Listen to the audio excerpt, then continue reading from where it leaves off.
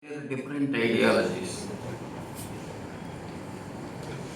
based on caste and based on other ideologies. Their ideology prevents them from openly appreciating me. There are some writers who are highly appreciative of me. There is a distinction between pure literature and then ideological literature. You take, for example, Dalit literature, it is ideological. And then protest literature, it is ideological. Feminist literature, it is ideological. Communist literature, it is ideological. I do not believe in any of these things. I believe only in pure literature. Pure literature means taking human life, taking human character, and go deep into human experience. And human experience, if you go deep, is the same in all the times and in all the countries and in all the societies. Only such literature will survive, not the ideological literature. And my study of philosophy has taught me this. Therefore, you read Parva, for example. Again, take the example of Parva. It is a pure literature.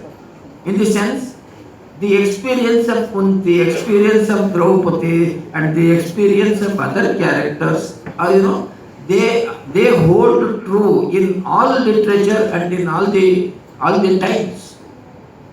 Therefore, I believe in pure literature. I give you an example of Vamsharuksha. Some years ago, I was in Scotland. I happened to meet a gentleman, a 92-year-old man. His name was Mr. Mac Miller. And then he met me and he said, "Oh, you are an Indian." He recognized me as an Indian. I said, "Yes." "And what is your name?" I said, "Bhyrappa." He said, "What is your initials?" I said, S.L.Bhyrappa. He remembered it. "Have you written a novel called Vamsharuksha?"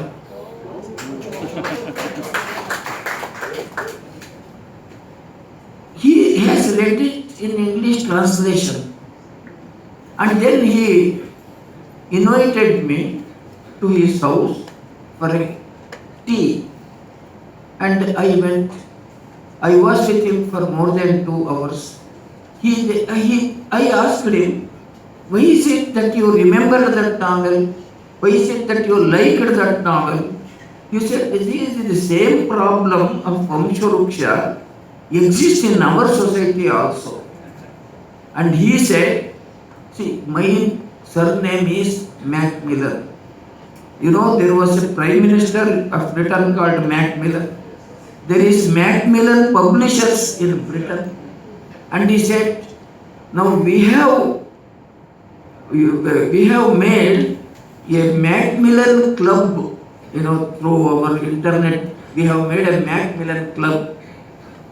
Whoever a person is there with the name Macmillan, maybe in America, maybe in Canada, maybe in Australia, maybe in South Africa, maybe in Britain, or whoever it is, now all of them are our members, club members. Not only that, if a child is born to any Macmillan couples, now it is entered, the name is entered, date of birth is entered here. What you call Vamsha is prevalent in our society also. Therefore, your novel touched my heart," he said. Now, what I mean to say is, pure literature touches the heart of any people in any society of any age.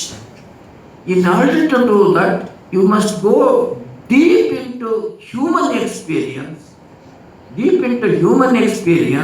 and not with ideology. And don't have an illusion that through literature you will change society, through literature you will improve society, through literature you will bring revolution in society. No. What literature can give you is only rasa, dhvani, auchitya. Anubhava of rasa and expressed through dhvani and expressed with the